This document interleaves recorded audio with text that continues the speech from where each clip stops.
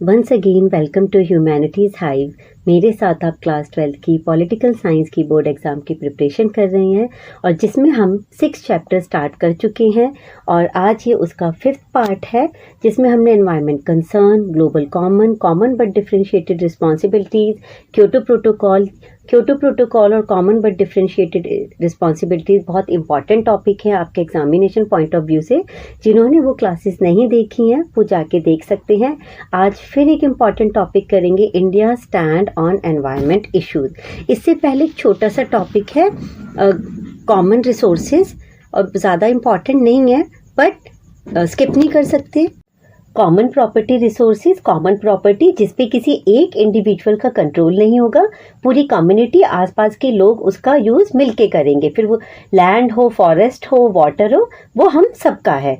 Concept of common property mean that the resources such as forest and water were the common property. Common property है of the whole community and not that of any individual. Clear? Every village community was allowed to use the forest to meet its need. जो भी community के लोग हैं वो forest का use करते हैं अपनी नीड्स को पूरा करने के लिए। At the same time these resources were to be saved for all the future generation.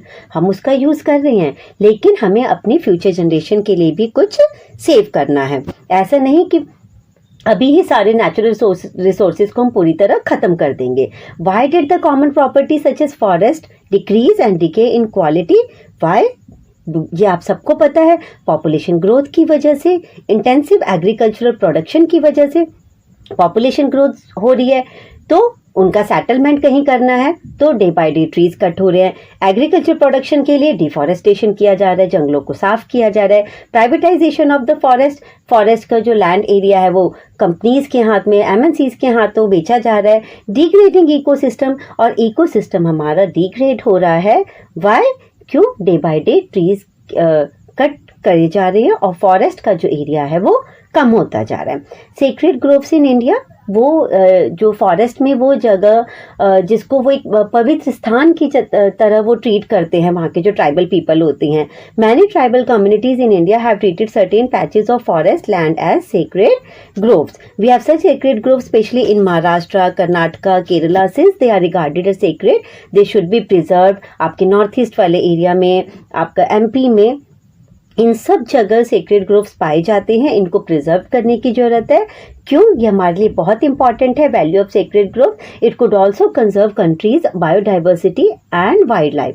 बिल्कुल, जितने ज़्यादा फॉरेस्ट होंगे उतनी ही हमारी बायोडाइवर्सिटी और वाइल्ड लाइफ प्रोटेक्ट रहेगी। It ensure protection of the ecosystem, हमारे इकोसिस्टम बैलेंस रहेगा। The tribals preserve the groves for maintaining their cultural identity.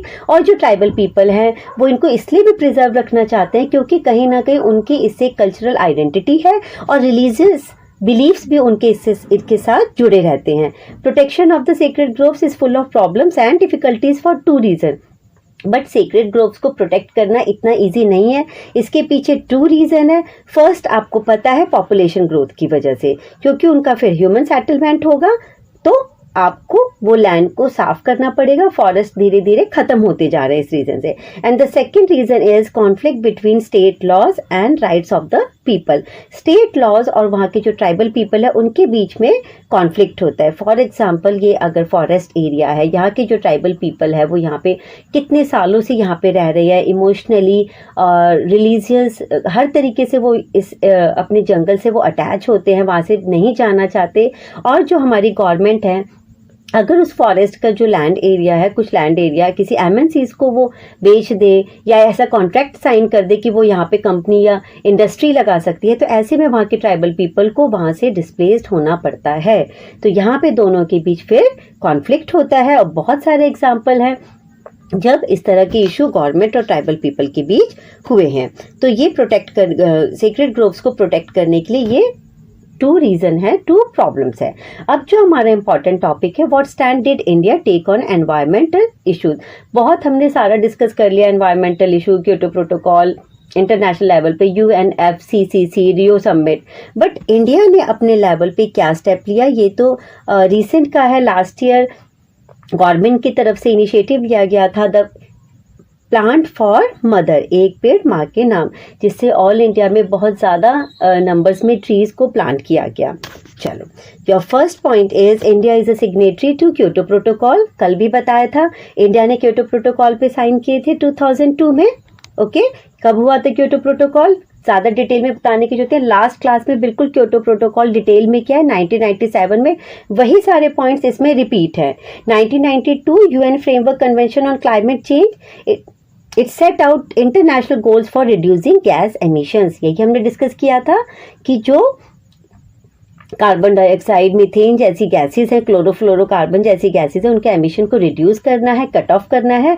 India sign and ratified the Kyoto protocol in August 2002। ये dates और ये year important है। The country signing the protocol fall into two categories. This was in accordance with the principle of common but differentiated responsibility. एक class पूरी इसी principal पे है, common but differentiated responsibility। ठीक है, यहाँ पे एक्सप्लेन उतना नहीं करेंगे क्योंकि उस क्लास में अलग से पूरा डिटेल में क्या है कि इस प्रिंसिपल का मतलब क्या है। इट मीन्स डेवलप्ड कंट्री की और डेवलपिंग कंट्री की अप्रोच जो होगी एनवायरनमेंट को प्रोटेक्ट करने के लिए वो डिफरेंट रहेगी। क्यों? क्योंकि उनका इंडस्ट्रियलाइजेशन ज़्यादा हुआ है एज कंपेरिजन डेवलपिंग कंट्रीज के। The developed countries were required to reduce their gas emission to around 5% below their 1990 levels। 1990 में जो गैस के एमिशन का जो लेवल था उससे 5% रिड्यूस करेंगे developed countries. The developing countries including India and China were excluded from this obligation. उनको इससे बाहर रखा गया because their contribution to the emission of greenhouse gases was not noteworthy, क्योंकि ग्रीन हाउस गैसेज में उनका जो कॉन्ट्रीब्यूशन था वो नोटवर्दी नहीं था। उसके बाद next, the world as a whole agreed that an environmental dangers were the result of developed countries past industrialisation.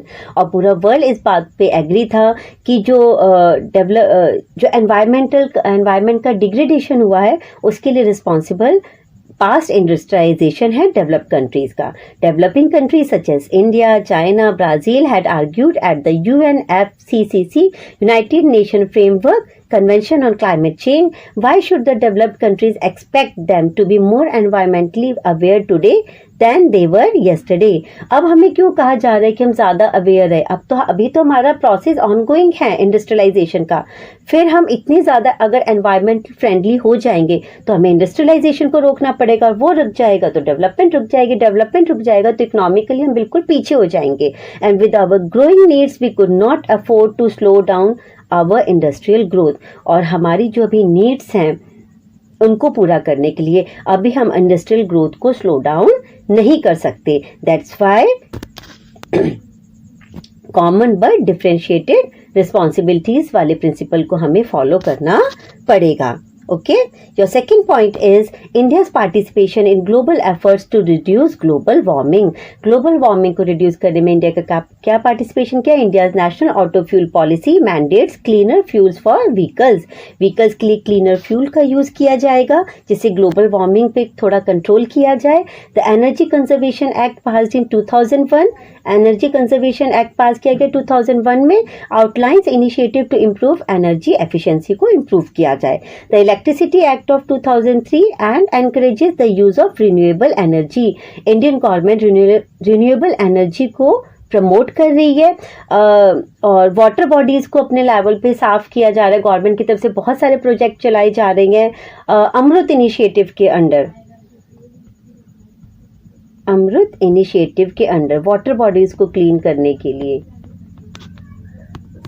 Water bodies को क्लीन किया जा रहा है। सोलर एनर्जी को प्रमोट कर रही है गवर्नमेंट, विंड एनर्जी को प्रमोट कर रही है जिससे ग्लोबल वार्मिंग कम हो सके। ओके, उसके बाद third India and the one more important point, अभी जो 2025 में जो वर्ल्ड एनवायरनमेंट डे था, वर्ल्ड एनवायरनमेंट डे, इसकी थीम क्या रखी थी गवर्नमेंट ने? Beat plastic pollution, beat plastic pollution. ये सब क्यों? ग्लोबल वार्मिंग को रिड्यूस करने के लिए।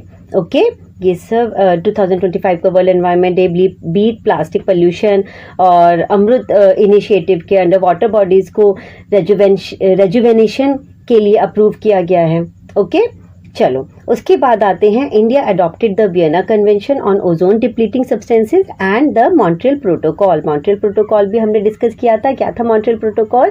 ओजोन लेयर को प्रोटेक्ट करने के लिए ओडीएस, जो ओजोन डिप्लीशन सब्सटेंसेस होती हैं, उनको सिस्टमैटिकली तरीके से खत्म किया जाएगा, जैसे सीएफसी है, हेलोन जैसी गैसेस हैं। ओके, चलो उसके बाद next point, India find it necessary that developed countries take immediate measures to provide developing countries with financial resources and clean technologies to enable them to meet their existing commitments under UNFCCC। और जो भी least developed countries हैं, जो developed countries हैं, उनको financially resources provide कराएं, clean technology provide कराएं, जिससे जो एनवायरनमेंट को प्रोटेक्ट करने के लिए जो कमिटमेंट किए गए हैं, डेवलपिंग कंट्रीज़ भी उनको पूरा कर पाए और डेवलप्ड कंट्रीज़ डेवलपिंग कंट्रीज़ को इसमें पूरा कोऑपरेट करेंगी। ओके, तो इंडिया के ये इनिशिएटिव हमने डिस्कस किए। What stand India take on environment issues? India is a signatory to Kyoto protocol. Second, India's participation in global efforts to reduce global warming. उसके बाद India's insistence on the needs of least developed countries, Vienna convention, Montreal protocol, और उसके बाद आपका आता है developed countries LDCs country को technology से, फाइनेंशियल से बिल्कुल पूरी हेल्प करेंगी। ओके, तो यहाँ पे आपका ये टॉपिक भी कंप्लीट होता है और एनवायरमेंटल मूवमेंट्स इंटरनेशनल लेवल पे और इंडिया के लेवल पे दोनों पे कल डिस्कस करेंगे। थैंक यू, बाय, पढ़ते रहिए।